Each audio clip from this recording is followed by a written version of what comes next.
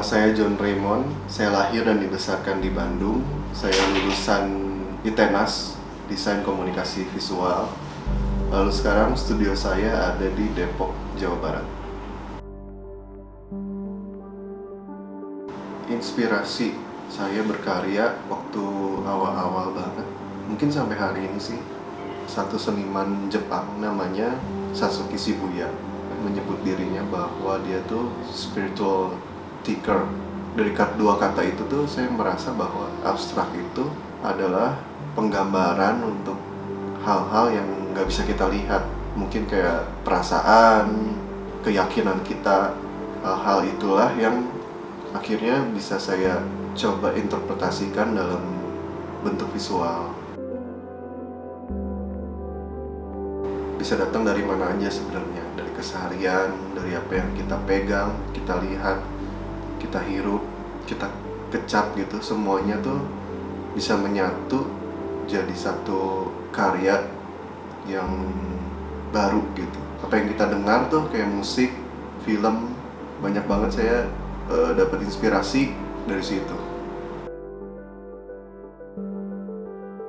Karena saya morning person, jadi pasti berkarya tuh enaknya dari pagi. Saya biasanya bangun pagi ya pasti doa dulu, makan dulu, dan nyiapin suasana yang enak lah gitu. Karena khususnya buat saya, untuk berkarya itu harus tenang, tapi juga ditemani sama musik-musik yang mendukung suasana itu. Dari dulu itu sebenarnya saya suka banget banyak genre musik. Ketika berkarya di seni rupa, ternyata itu kayak pertukaran energi yang nggak bisa disangkal, yang selalu saling mempengaruhi. Jadi alunan-alunan yang saya dengar itu juga mempengaruhi seberapa tenang saya menggoreskan kuas, seberapa tenang saya menumpahkan cat itu gitu. Kalau bicara tentang artistic style, sekitar 2016-2015 itu saya suka banget sama surrealis. Sekitar tahun 2017 itu saya ingin coba explore, ngedistorsi si bentuk-bentuk surrealis jadi komposisi abstrak, warna, bentuknya tanpa makna, hanya permainan tekstur dan komposisi. Itulah saya seneng banget untuk ekspresiin ide dan pikiran tuh ke seni abstrak. Nah, di seni abstrak sendiri itu awalnya saya coba dengan cat air. Nah, waktu saya explore ke cat akrilik, teknis kuas dan palette knife dengan dituangin gitu, ternyata akhirnya saya kayak menemukan chemistry-nya di situ tuh. Akhirnya saya nemuin style yang bisa merepresentasikan si ide dan pikiran saya gitu. Benang merahnya waktu dari sketsa surrealis sampai ke abstrak tuh, saya sering banget membiarkan beberapa ruang kosong di satu bidang kertas itu. Awalnya saya kayak ngerasa hanya seneng aja gitu, ketemu dengan kurator-kurator dan ngobrol, ngebedah karya gitu. Jadi saya makin kenal diri saya. Maksudnya saya juga sangat menikmati ruang-ruang kosong kalau ada di rumah, di manapun yang mungkin nggak ada orang, tapi justru ngedapetin tenangnya di situ gitu.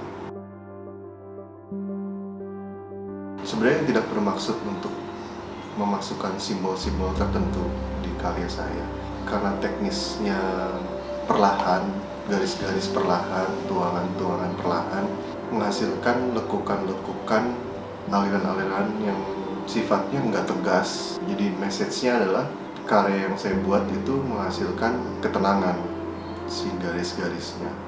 Di sisi lain, kalau misalnya ada lingkaran atau bentuk-bentuk tertentu yang pada akhirnya ada di karya saya pun, itu bukan bentuk yang sempurna, bukan seperti lingkaran yang utuh dan sempurna. Saya merasa memang manusia punya banyak kelemahan dan keterbatasan yang membuat jadi kita itu nggak sempurna sih. Saya pernah bikin satu seri karya judulnya Nyaah. Saya bikin untuk merayakan 5 tahun pernikahan saya sama Anita. Nah, cuman memang secara general Nyaah itu kan artinya rasa sayang. Kita tuh butuh orang-orang yang kita sayang di sekitar kita tuh untuk jadi bahan bakar di kehidupan kita. Itu karyanya sisa satu di sini, dan itu untuk mengingatkan kita juga untuk ada rasa sayang juga di rumah ini, seperti itu. Project ini tuh pertama kali jadi stepping stone saya menangani project hotel sebenarnya, yaitu di Park Hyatt Jakarta. Itu di tahun 2018 mulainya. Saya mulai dari sketsa-sketsa kecil, eksplorasi warna, komposisi. Rasanya itu pertama kali ngelukis di lebih dari 2 meter sebenarnya ukurannya. Secara general, abstrak ekspresionis itu multi interpretasi ya. Message secara general yang saya tawarkan adalah tentang ketenangan dan betapa kita manusia yang gak sempurna. Cuman di luar itu, ketika ada penikmat seni saya yang melihat dari sudut pandang yang lain, itu dibebasin aja sebenarnya, karena justru saya pengen banget orang tuh bisa mengenal dirinya dengan refleksi waktu melihat karya saya. Dalam pertumbuhan, perkembangan, pendalaman saya berkarya, saya berharap bahwa ide dan pikiran saya yang dituangkan dalam media-media seni itu bisa dinikmati dan bahkan menjadi makna buat yang melihatnya.